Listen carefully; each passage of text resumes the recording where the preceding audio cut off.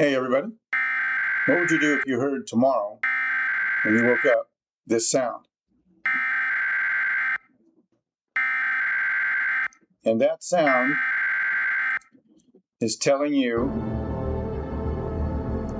that there's nuclear weapons inbound to our country. Okay? How would you react? What would you do? I mean, do you have a plan? Because we really don't know for sure when something like that could happen. I mean, we have a couple of nutcases for sure with their fingers on the buttons. And, we could technically, we could wake up tomorrow, turn everything on, have your phone, maybe you turn your phone off at night, maybe you keep your phone on 24/7. But say tomorrow morning at 8 o'clock in the morning, you hear that sound. And it's followed by the emergency broadcast system that tells you that they're tracking multiple warheads inbound to the United States. And you have 15, maybe 20 minutes at best to do something, to either get in your bunker, get in your basement, get in your safe place. That is a reality that could happen. I'm not saying it's going to happen. I have no inside knowledge of when something like that is going to happen, but it could happen, and it could happen as quickly as tomorrow. Do you think the government, if they had information that something like that was going to happen, do you think they would really put that out? If they put that information out, say the day before, there'd be mass hysteria everywhere. If you were on your way to the grocery store or the, Dollar General, trying to buy some food, you'd be too late because you'd be meeting hundreds and hundreds and hundreds of other people with the same thought as you. Now, the odds are, if something like that's going down, they're not worried about paying for anything. They're going in, grabbing what they want, and getting out. And if you're not Johnny on the spot there, first in line, so to speak, figuratively speaking, because there really won't be a line, it'll just be a mass push into these stores. And I'm talking your Kroger stores, your Publix stores, your Harris Teeter stores, every place that sells food. Every place. Even some of these markets, along the sides of the road and stuff.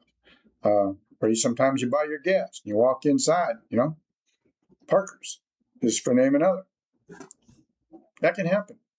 That can really happen. And if you don't have kind of a safe place set up to where you could be, then, you're cooked. And just says, might as well come out and say it. You're cooked big time, okay? Because when that happens, that would be the apocalypse, when it hits. Because they would hit every major capital city, probably of any importance in America. They would probably hit major military targets, and you happen to be anywhere in the vicinity of one of those. You don't have a reinforced basement or a place actually to go, a cave. Some people have caves near where they live, and they can get there within, 5-10 minutes, because you'd have to Johnny on the spot be there, and most of your supplies that you're going to need would have to already be there, because long-term storable food is the best bet to put in something like that. If you have a basement bunker, I've mentioned this many moons ago, you can reinforce a basement if you're lucky enough to have one.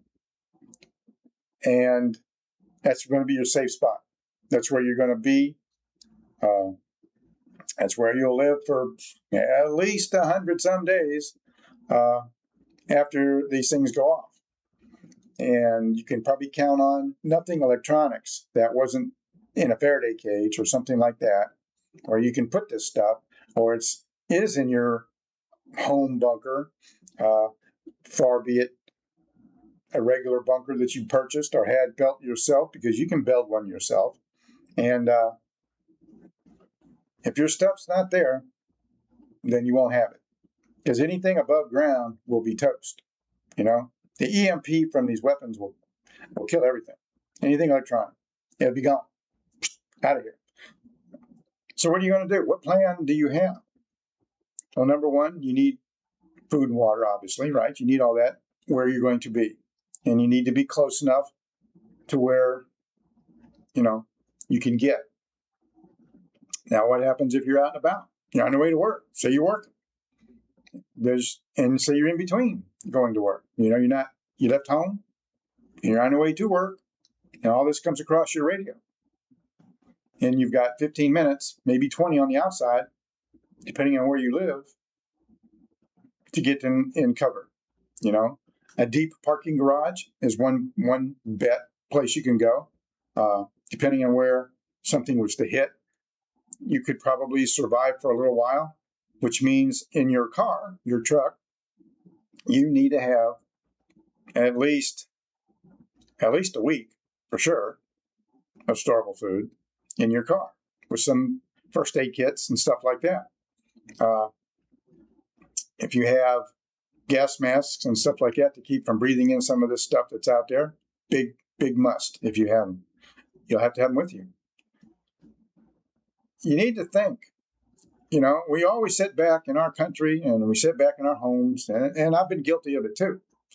You sit back and you think, well, it's never going to happen here. We'll either get warned or, because of the equal balance of weapons everywhere, that we could just possibly not ever see that happen here. If for some reason Iran was to get 11 or 12 or 15 intercontinental ballistic nuclear missiles, you can rest assured there's a few states in this country that'll have capital cities wiped out. That's a given. Along with a few places in the Middle East. Now we have North Korea. North Korea can do the same thing. They have nuclear missiles. They have capability of hitting this country. They could put a couple above us and sit out an EMP, and he might not necessarily even need to drop one on the ground, because that would wipe pretty much everything out that anybody uses who's above ground. So eventually people would start to succumb to all this because they didn't prep. They didn't have long-term storable food. They didn't have ways and means of living without any kind of electricity. You have to think of that. There's something you have to think about. So in closing today, I just want you to think about what could possibly happen, a worst case scenario. What would you be ready for? What would you do? Would you really, really got a plan? If you don't have a plan, you should have a plan and make one up today. Talk to whoever you're going to be with, your family, children. If you have children, grown up adults, or they live close, what's going to happen if something like that goes on? Where are they going to meet? Is everybody coming to a certain location? Do you have a place to go? Because if you don't, the best thing to do if you don't have something to do or some place to go is kind of quickly fire up a barbecue grill, cook you a hamburger or a hot dog as quick as you can, open up your favorite adult beverage, kick back in an easy chair outside, because it's not going to make a bit of difference, and just eat your burger, have a big, long drink, and watch The Flash, and then watch the shockwave. And after that, you won't care. So just saying. The motto is to be prepared if you can be. If you can't be prepared, then that's what, for me, if I'm not near my location,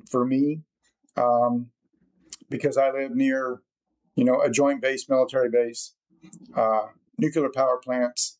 So if I don't have a chance to get to my safe spot, which is not really at home because I live in a house that does not have a basement, so I can't fortify it. I can fortify my house pretty good. Still, if they land close enough, it's not going to make a bit of difference no how. So that's the best thing I'm going to do is cook me up, even in the microwave, right?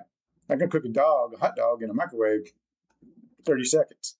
So I can put mustard, ketchup, relish, and all that stuff on there and get me a good, long, tall drink, sit out there on my back porch and just say, hasta la vista, because what else can you do? So you should try to think of a place that you can go, or just sit back and realize that there's nothing you can do, and put your hands in God, and you know, it is what it is, right? So listen, thanks for listening. Until next time, I appreciate it. Thank you so much for stopping by. Cover your six, because there's a lot of crap going on out there, and you're going to need to cover your six. So, like I said, be prepared. So until next time, we'll catch you later.